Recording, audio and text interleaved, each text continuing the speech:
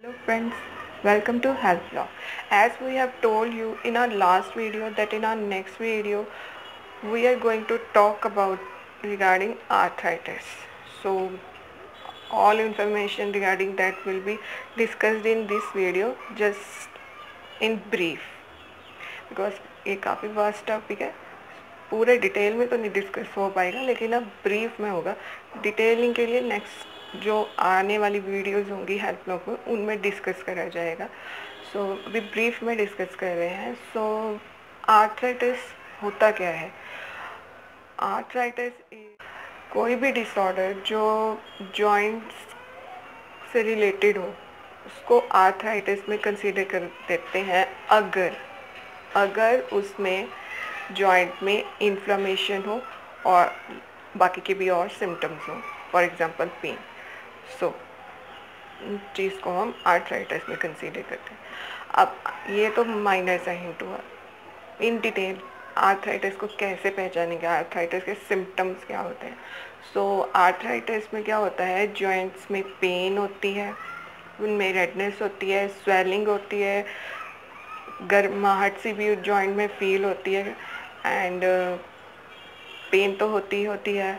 कई बार उनमें लिम्फेडिनोपैथी हो जाती है, कई बार जॉइंट्स में नोड्यूल्स बनी होती है कईयों के एंड कई बार ऑकुलर इन्फ्लेमेशन यानी कि आइज़ की इन्फ्लेमेशन हो जाती है.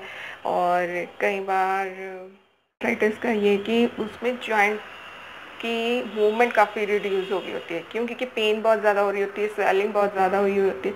इसकी वजह से वो जॉइंट की मूवमेंट काफ़ी कम हो चुकी होती है, यह हो जाता है. और कई बार जो है वो टेंडन्स जो होते हैं हमारे बोन जॉइंट्स के आसपास उनकी इन्फ्लेमेशन हो जाती है. सो ये हुए इसके सिम्टम्स. अब जो आर्थराइटिस है वो उसका ऑनसेट कैसा होता है? कई बार उसका ऑनसेट हौले हौले होता है, हौले हौले आर्थराइटिस होता है, प्रोग्रेस करता है. एंड कई बार उसका ऑनसेट एकदम ग्रेजुअल हो जाता है. मतलब कि जैसे ये जो सिम्टम्स हैं ऑनसेट, मतलब कि ये जो सारे सिम्टम्स आर्थराइटिस के जो भी बताए हैं, कई बार तो वो एकदम अचानक से आ जाते हैं. अचानक से आपको पेन फील होगा, अचानक से आपको स्वेलिंग रेडनेस अचानक से फील होगा, नोटिस करोगे आप जॉइंट्स पे. अब कई बार होता है वो ग्रेजुअली होता है, हौले हौले स्वेलिंग बढ़ती है, हौले हौले रेडनेस बढ़ती है, हौले हौले पेन अनबियरेबल होती है.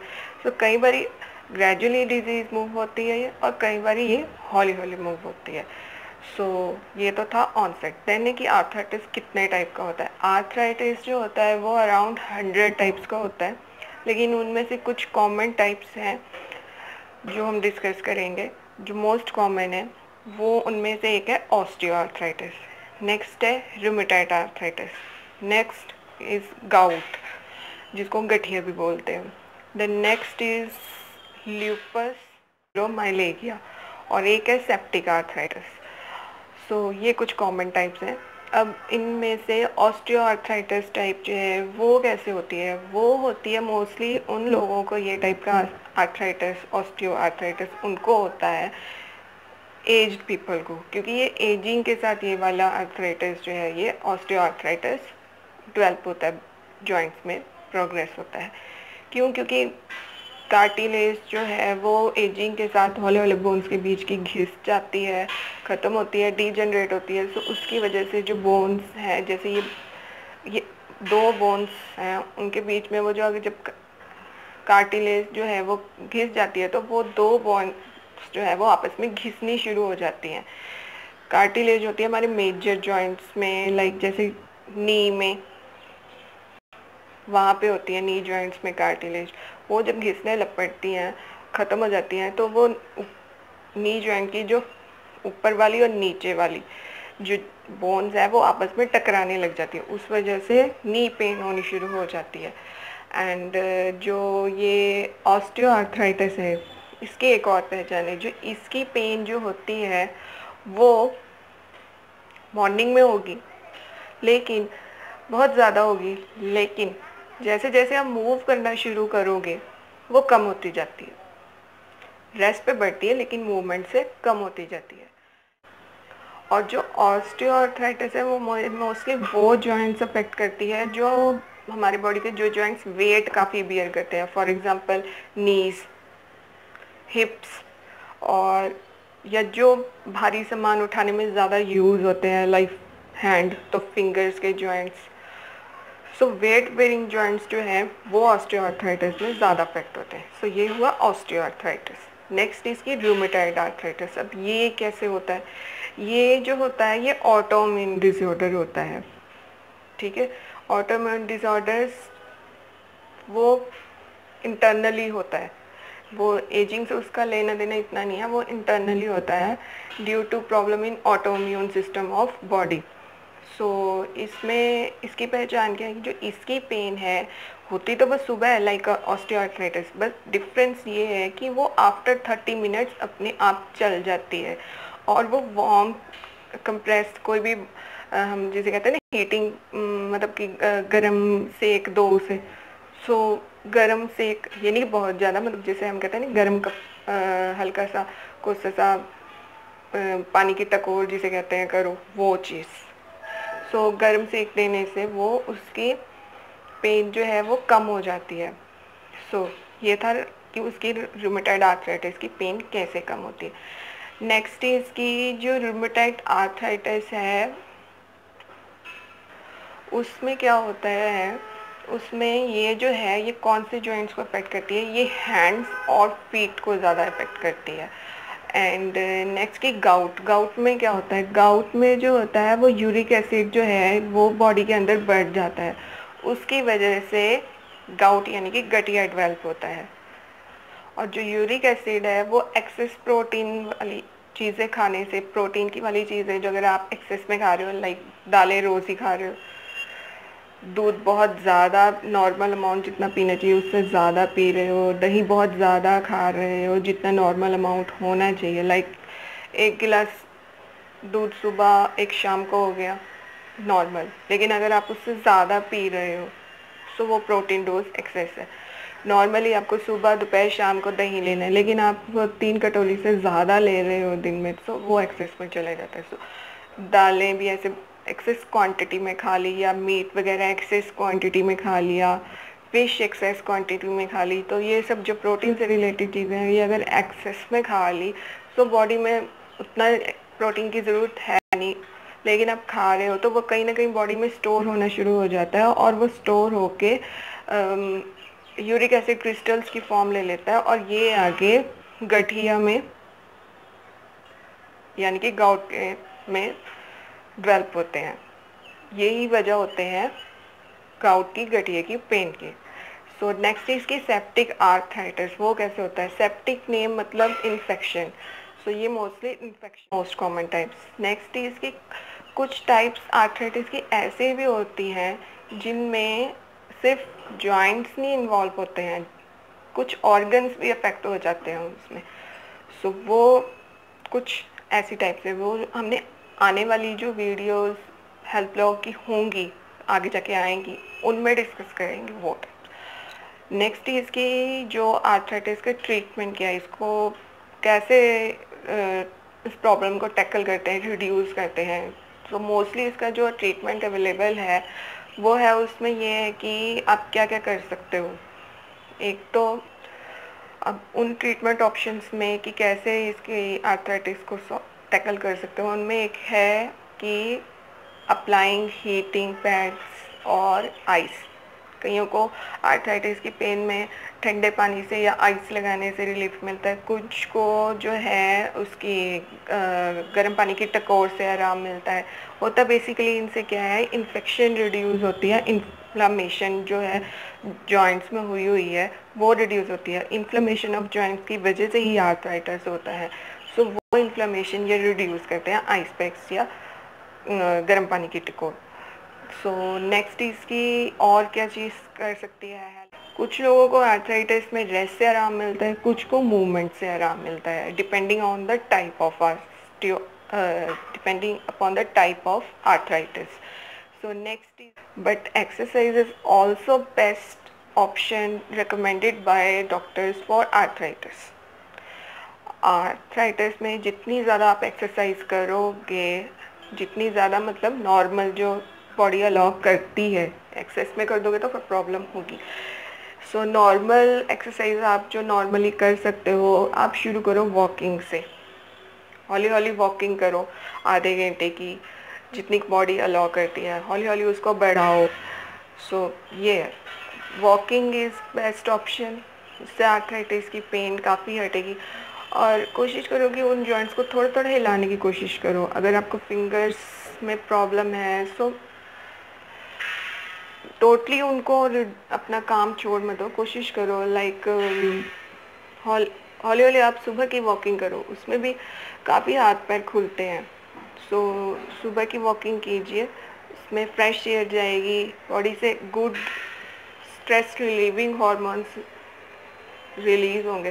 स्ट्रेस रिलीविंग हार्मोन्स वो काफ़ी अच्छे से बॉडी को बैलेंस कर देते हैं। ये स्ट्रेस एक तो सिर्फ ये नहीं कि आपकी मेंटल स्ट्रेस रिलीव करते हैं, एक स्ट्रेस होती है जो फिजिकल एक्सर्शन, बहुत ज़्यादा काम करने से जो स्ट्रेस बॉडी पे, वो वाली स्ट्रेस, मतलब जिसको कहते नहीं है थकान, वो चीज़, उसको भी स्ट्रेस में किया जाता है कंसीडर, उसको फिजिकल स्ट्रेस कहते हैं। और जो माइंड पे टेंशन वाली होती है उसको माइंड स्ट्रेस कहते हैं।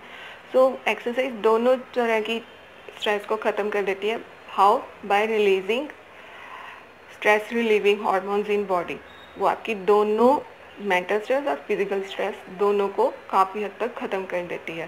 सो अपनी ब्रिस्क वॉक, रोज़ वॉकिंग करिए ताकि बॉडी एंड फिजियोथेरेपी भी काफ़ी हेल्प करती है वो अपना आर्थराइटिस की पेन में रिड्यूस करने में। लेकिन उसमें कौन कौन सी एक्सरसाइज है दैट अ फिजियोथेरेपिस्ट के सुपरविजन के अंडर ही करनी चाहिए, बिकॉज ही नोज कि कब वो कितनी करनी है, कहाँ पे करनी है, कहाँ पे नहीं करनी। क्योंकि कुछ स्टेजेस ऐसे होती हैं कई बार वो हार्म भी कर देती है। वो सिर्फ एक फिजियोथेरेपिस्ट जानता है कि कहाँ पे उस चीज़ को रोकना है जहाँ पे वो हार्म कर रही हो, और कहाँ पे उसको ज़्यादा बढ़ाना उस एक्सरसाइज को जहाँ पे वो हेल्प कर रही है। सो और क्या चीज़ें होती हैं, और कई चीज़ें हैं लाइक अडेप्टिव एड्स आते हैं। अडेप्टिव एड्स मतलब जैसे कईयों की बहुत ज़्यादा प्रॉब्लम बैठ चुकी है, हाथ इतने नहीं काम कर रहे, तो उनको सपोर्ट देने के लिए कुछ अडेप्टिव एड्स आते हैं, काफ़ी आपको सपोर्ट करते हैं आधा काम करने में। लेकिन वो कॉस्टली बहुत ज़्यादा होते हैं। कई बार ये अफोर्ड होते हैं कुछ लोगों से, कईयों से नहीं होते हैं। बेस्ट थिंग कि आप एक्सरसाइज करिए ताकि आपको उस सिचुएशन तक पहुंचना न पड़े उन अडेप्टिव एड्स की। आप डिजीज़ को शुरू में ही ख़त्म करिए, रूटीन में अपनी एक्सरसाइज करिए ताकि आप उस स्टेज तक ही ना पहुंचे। नेक्स्ट चीज़ की, और आप क्या कर, और इसका क्या ट्रीटमेंट ऑप्शन है? और ट्रीटमेंट ऑप्शन है जॉइंट रिप्लेसमेंट सर्जरी।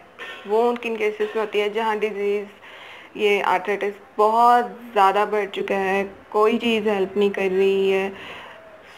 उस केस में, और मूवमेंट बिल्कुल नील हो चुकी है जॉइंट की, बहुत पेन है, बहुत रेडनेस है, स्वेलिंग है, घट ही नहीं रही है ना मेडिसिन से ना एक्सरसाइज से, और बहुत ज़्यादा बढ़ चुकी है, जिसमें replacement, joint replacement is the only option. वो आपके डॉक्टर आपको बताएंगे कि आप उस स्टेज पे पहुँचे हो या नहीं पहुँचे हो। मेडिसिन तो है ही है कि डिफरेंट टाइप ऑफ मेडिसिन जो डॉक्टर आपको एक कंडीशन को देख कर बताएंगे। मेडिसिन भी आते हैं आर्थराइटिस की। नेक्स्ट चीज़ की, और क्या चीज़ से आप इसको आर्थराइटिस को टैकल कर सकते हो, वो है डाइट। डाइट से भी आप काफ़ी हद तक आर्थराइटिस को प्रिवेंट कर सकते हो अगर आप डाइट सही कंज्यूम करो। सही डाइट में क्या आता है, आपको क्या चीज़ें खानी चाहिए जिससे आपको फ्यूचर में आर्थराइटिस ना हो, या अगर हुआ है तो वो काफ़ी कम हो जाए। उन चीज़ों में आते हैं कि फ्रेश फ्रूट्स एंड वेजिटेबल्स खाएं, ठीक है, जिनमें मॉइस्चर अच्छा हो। ये नहीं कि सूखी हुई सब्जियां ले ली जिनमें कोई मॉइस्चर ही नहीं है, वो कुछ नहीं हेल्प करेंगी। मॉइस्चर अच्छा हो, जिनमें मॉइस्चर अच्छा होता है उनमें न्यूट्रिएंट्स अच्छे होते हैं। सूखी हुई सब्जियों में आधे न्यूट्रिएंट्स तो वैसे ही ख़त्म हो गए होते हैं। Consume fresh fruits and vegetable ताकि मैक्सिमम न्यूट्रिएंट्स उनके बॉडी में जाएं, उनमें प्रेजेंट एंटीऑक्सीडेंट्स आपकी बॉडी में जाएं। वो फ्री रेडिकल्स जो होती हैं, जो हमारे बॉडी में डाइजेशन जब होती है उससे हमें एनर्जी तो मिलती है, न्यूट्रिएंट्स भी मिलते हैं, लेकिन उसके साथ में एक फ्री रेडिकल्स रिलीज़ होते हैं जो बॉडी के लिए हार्मफुल होते हैं, जो आगे जाके कई डिजीज़ेस करते हैं, इन्फ्लेमेशन करते हैं, जो आगे जाके शेप लेते हैं बीमारियों की। सो वो एंटीऑक्सीडेंट हमें फ्रूट्स एंड वेजिटेबल्स से मिलते हैं। वो एंटीऑक्सीडेंट्स क्या करते हैं, वो इन फ्री रेडिकल्स को, डिजीज़ कॉजिंग रेडिकल्स को बॉडी में से फ्लश आउट कर देते हैं, डिलीट कर देते हैं उन फ्री रेडिकल्स को। सो वो तो है कि फ्रेश फ्रूट्स एंड वेजिटेबल्स। और आप क्या कर सकते हो, और हर्ब्स भी होती हैं लाइक पुदीना वगैरह, जो काफ़ी हेल्प करती हैं इन्फ्लेमेशन रिड्यूस करने में। एंड और आप क्या कर सकते हो, आप फ़िश जो है, नट्स हुए अपने, आलमंड्स वगैरह, वॉलनट्स वगैरह, सो जिनको हम ड्राई फ्रूट्स कहते हैं, ये भी काफ़ी हद तक इन्फ्लेमेशन को रिड्यूस करते हैं और आर्थराइटिस की जॉइंट इन्फ्लेमेशन को भी। सो वो आप कंज्यूम कर सकते हो। ये आपको काफ़ी हद तक हेल्प करेंगे आर्थराइटिस की प्रॉब्लम को फ्यूचर में ना डेवलप हो, और है तो उसको भी रिड्यूस करेंगे। सो ये तो ठीक है कौन सी चीज़ें आपको कंज्यूम करनी चाहिए। अब नेक्स्ट इज़ कि कौन सी चीज़ें आपको नहीं कंज्यूम करनी चाहिए। अगर आपने उनको कंज्यूम किया तो आपको फ्यूचर में आर्थराइटिस हो सकता है, और अगर है अभी आर्थराइटिस हुआ तो वो बहुत ज़्यादा वर्स्ट लेवल पे जा सकता है अगर आप इन चीज़ों को कंज्यूम करते हैं। अब ये कौन सी चीज़ें हैं, ये चीज़ें हैं डेयरी प्रोडक्ट्स। अगर आप डेयरी प्रोडक्ट्स आपको पता ही है कौन से होते हैं, मिल्क से रिलेटेड सारे प्रोडक्ट्स, वो अगर आप एक्सेस में कंज्यूम करोगे, जैसे कि पहले बताया 2 गिलास दूध से ज़्यादा, 3 कटोरी दही से ज़्यादा, इनसे ज़्यादा आप कंज्यूम करोगे रूटीन बेसिस में, सिर्फ दालें खानी, फ्रूट्स एंड वेजिटेबल्स खाने ही नहीं। सो अगर आप एक्सेस में प्रोटीन वाली चीज़ें एक्सेस में खाओगे तो ये हो सकती है प्रॉब्लम वर्स आर्थराइटिस की। लेकिन अगर आप नॉर्मल क्वांटिटी में खा रहे हो, जैसे सिर्फ 2 गिलास उससे ऊपर नहीं, सिर्फ 3 कटोरी दही उससे ऊपर नहीं, तो प्रॉब्लम नहीं होगा। लेकिन वो 2 गिलास डिवाइड होने चाहिए सुबह और शाम में, और वो 3 कटोरी दही डिवाइड होना चाहिए सुबह, दोपहर, शाम में, एक टाइम पे इकट्ठा ही नहीं। सो ये तो हुआ ये चीज़ कि प्रोटीन एक्सेस में नहीं कंज्यूम करना। और फ़िश मीट वगैरह आप बहुत अगर पसंद करते हो तो एक नॉर्मल क्वांटिटी में फ़िश खाना है, 4-5 पीस से, छोटे छोटे पीस, बड़े वाले नहीं, उससे ज़्यादा नहीं खाना। उससे ज़्यादा खाओगे तो वो आगे जाके आर्थराइटिस की प्रॉब्लम ही कॉज करेंगे, जॉइंट पेन्स ही कॉज करेंगे अगर एक्सेस में आप मीट खाओगे। एग्जाम्पल, वो चिकन या फ़िश के पीस इस साइज़ से ज़्यादा बड़े नहीं होने चाहिए जो आपको कंज्यूम करने हैं। इस साइज़ के वो 4-5 पीस ही आपने कंज्यूम करने हैं। इससे ज़्यादा कंज्यूम करोगे तो नेचुरली प्रोटीन एक्सेस होगा, वो आगे जाके कलेक्ट हो के आर्थराइटिस का ही फॉर्म लेगा। सो नॉर्मल सी क्वांटिटी में कंज्यूम करिए, एक्सेस में ना कंज्यूम करिए। सो नेक्स्ट चीज़ की और क्या चीज़ें हैं जो आपको नहीं खानी चाहिए। आपको याद होगा कि कोकोनट वाटर की वीडियो में ये कहा था कि पैक्ड वाला कोकोनट ना कंज्यूम करिए, उसमें सब कुछ अनबैलेंस्ड होता है, वो आगे जाके बीमारी ही कॉज करेगा। सेम थिंग अप्लाइज इन आर्थराइटिस। वो क्या, वो ये कि अगर आप जो प्रोसेस्ड चीज़ें कौन सी होती हैं, पैक्ड चीज़ें, जो पैक्ड चीज़ें आती हैं, पैक्ड चीज़ें मतलब रेडीमेड, जैसे ने अपना होते हैं, ये क्या नाम है, जूसेस वगैरह जो पैक्ड आते हैं, पैक्ड आइसक्रीम होगी, पैक्ड अपना कोकोनट वाटर हो गया, पैक्ड जो भी रेडीमेड आ गया, या फ्रोज़न फूड्स जिसे कहते हैं, या फिर पैक्ड क्या जिंजर गार्लिक पेस्ट, ऐसे बहुत सी चीज़ें हैं जो पैक्ड आती हैं, जो सिर्फ आप रेडी टू यूज़ होती हैं, जस्ट हल्का सा उनको कुक करना होता है। पैक्ड सूप्स आते हैं, मतलब ऐसे बहुत सी चीज़ें पैक्ड आती हैं। पैक्ड दूध भी आता है, जिन कई बार टेट्रा पैक, जो सिर्फ आपको उबालना भी नहीं पड़ता है। एक तो होता है ना जो आपको उबालना पड़ता है घर में लाके, एक होता है उबालना भी नहीं पड़ता है, सीधा ही आप कंज्यूम कर सकते हो। वो पैक्ड वालों में प्रिजर्वेटिव इतने ज़्यादा डाले होते हैं कि सब कुछ अनबैलेंस्ड होता है, वो आगे जाके बॉडी में आपके डिजीजेस कॉज करता है, क्योंकि न्यूट्रिएंट्स तो कोई दे ही नहीं रहा है, कोई एंटीऑक्सीडेंट्स नहीं दे रहा है जो आपकी बॉडी की इम्यूनिटी बढ़ाए, आपकी बॉडी में से फ्री रेडिकल्स जो डिजीज़ कॉज करती है उनको रिड्यूस करे, कुछ वो चीज़ तो वो कर नहीं रहा है। वो सिर्फ एक्सेस में सारे न्यूट्रिएंट्स तो क्या होते हैं, न्यूट्रिएंट्स तो होते ही नहीं है, ये जो सोडियम वगैरह जो है, शुगर है, वो इतनी एक्सेस में होती है, और प्रिजर्वेटिव इतने होते हैं कि उसमें से न्यूट्रिएंट्स तो ख़त्म ही हुए होते हैं। सो एक्सेस सोडियम शुगर वगैरह वो सब आके जाके आपको प्रॉब्लम्स ही कॉज करेंगे। और जो प्रिजर्वेटिव्स में होते हैं उनके अपने अलग हार्मफुल इफेक्ट्स होते हैं। चाहे जितना मर्जी कहा जाता है कि पैक में नहीं होता प्रिजर्वेटिव, लेकिन आप कोई भी चीज़ घर में रख लो, वो अगर आप 2-3 दिन में नहीं आपने कंज्यूम करी, या 3 दिन के बाद आप देख लीजिए 4th डे में उससे स्मेल आनी शुरू हो जाएगी। वो 4th-5th डे में फ्रिज में भी पड़ी ख़राब होनी शुरू हो जाएगी। और पैक चीज़ आप देख रहे हो कि वो काफ़ी उसकी शेल्फ लाइफ होती है, वो कैसे ठीक रह जाएगी? नेचुरल चीज़ इतनी नहीं रह सकती। आपने घर में भी देखा, वो कैसे ठीक रहती है? प्रिजर्वेटिव से। तो ठीक तो रहती है, लेकिन आप उसमें से सारे न्यूट्रिएंट्स वो प्रिजर्वेटिव ख़त्म कर देते हैं। सो उनको कंज्यूम करना है सिर्फ साइकोलॉजी खुद को सेटिस्फाई करना है। न्यूट्रिएंट्स वो एक्चुअल में आपको कोई नहीं दे रहे हैं, कुछ नहीं हेल्प कर रहे हैं, सिर्फ डिजीज़ कॉज कर रहे हैं। सो कोशिश करिए कि पैक चीज़ों को कंज्यूम ना करिए, नेचुरल को कंज्यूम करिए। आपको उनका एक्चुअल में टेस्ट में भी फ़र्क लगेगा अगर आप कंज्यूम करें नेचुरल और पैक्ड वाला। सो टेस्ट में भी फ़र्क है, उनकी न्यूट्रिशन क्वालिटी में भी फ़र्क है। कोई न्यूट्रिशन नहीं है उनमें, वो सिर्फ आगे जाके आर्थराइटिस ही कॉज करेंगे, क्योंकि न्यूट्रिशन तो वो कोई दे नहीं रहे हैं। इन्फ्लेमेशन जो आर्थराइटिस में होती है उसको रिड्यूस करने वाले कोई एंटीऑक्सीडेंट्स नहीं। So that was regarding arthritis. What we are going to discuss next in our next video, that we are going to discuss regarding a fruit which is considered as a summer cooler, natural summer cooler in summers. So which fruit is that? That we are going to tell in our next video. So stay tuned to know the health benefits of that fruit. So video will be coming very soon. Thanks for watching the video.